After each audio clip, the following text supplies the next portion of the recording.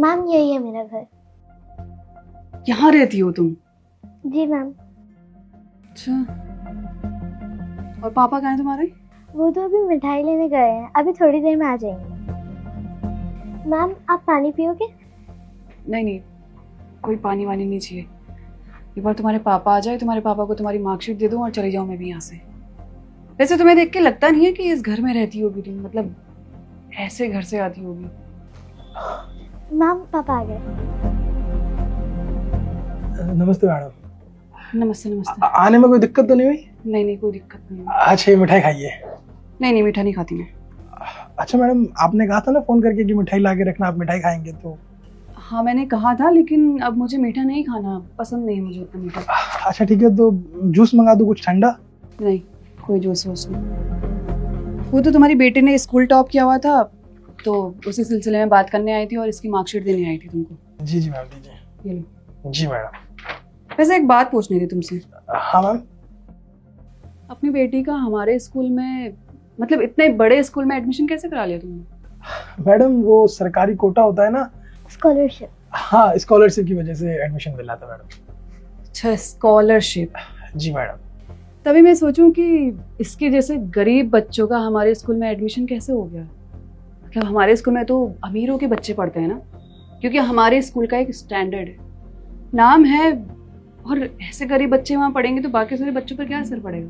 Madam मेरी बच्ची बहुत होशियार है पढ़ाई में, तभी तो टॉप किया है। मैंने तो सोचा था किसी अमीर की बच्ची होगी, और ये तो इतनी गरीब निकली। झोपड़पट्टी में रहते हैं ये लोग। इतनी गंदी स्मेल आ रही है, ऊपर से इतनी गर्मी, कहाँ फंस गई मैं तो। क्या हो मैडम? कुछ नहीं, एक मिनट। अरे पता नहीं यार कहाँ फंस गई मैं। मुझे लगा किसी अमीर घर से आती होगी, अमीर घर की बच्ची होगी, पर इसकी असलियत तो यहाँ इसके घर में आकर पता चली मुझे। अरे झोपड़पट्टी में रहते हैं ये लोग, फूटी कौड़ी भी नहीं मिलेगी इनके पास तो। मुझे लगा था कि अच्छे खासे पैसे भी मिल जाएंगे। चल एक काम करती हूँ, फ्री होके बात करती हूँ मैं, फटाफट निकलती हूँ यहाँ से। गंदी स्मेल भी आ रही, मुझे तो रहा भी नहीं जा रहा है यहाँ पे। ठीक है, अच्छा चलो ठीक है, मैं निकलती हूँ अब। और बाकी जो भी प्रोसेस होगा स्कूल वाले कॉल करके बता देंगे इसको। एक एडवाइस दूँ मैं वैसे,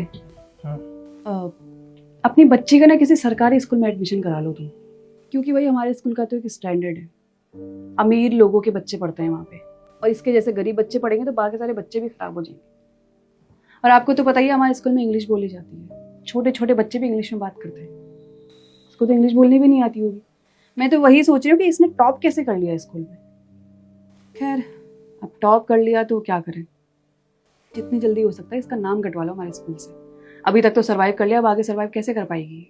मुझे नहीं लगता बिल्कुल भी सर्वाइव कर पाएगी। चलो ठीक है, चलती हूँ अब मैं भी, बहुत टाइम वेस्ट कर दिया मैंने। रुकिए मैम, आपको पता है मैंने टॉप कैसे किया है?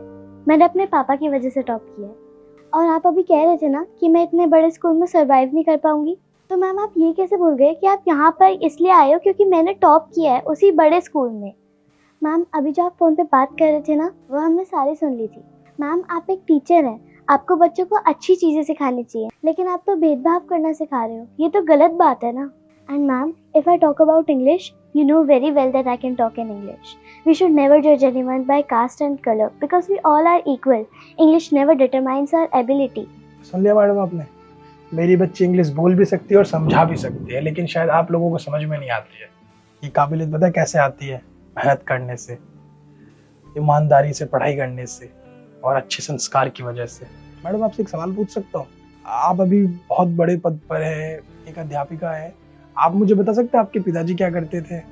मेरे पापा स्कूल ड्राइवर थे। आपके पिताजी ड्राइवर थे, लेकिन फिर भी आप देखिए कितने अच्छे से आप बच्चों को पढ़ाते हैं और इस पद पर हैं आज। कैसे? उनकी मेहनत की वजह से ना।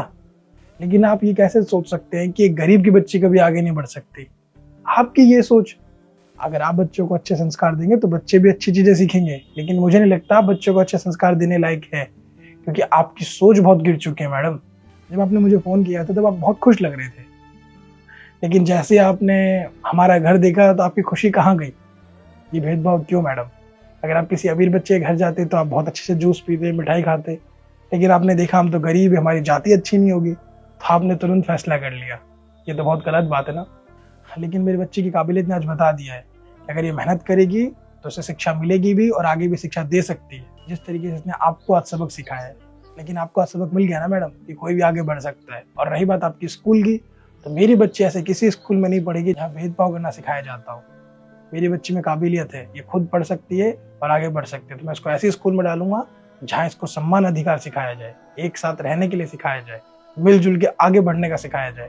तभी ये भी आगे बढ़ पाएगी और देश भी आगे बढ़ पाएगा। और फिलहाल आपको मैडम और आप जैसे टीचर्स को अपनी सोच बदलने की जरूरत है। बहुत बहुत धन्यवाद। आज के बाद मेरी बच्ची आपके स्कूल में नहीं पढ़ेगी, आप जा सकते हैं।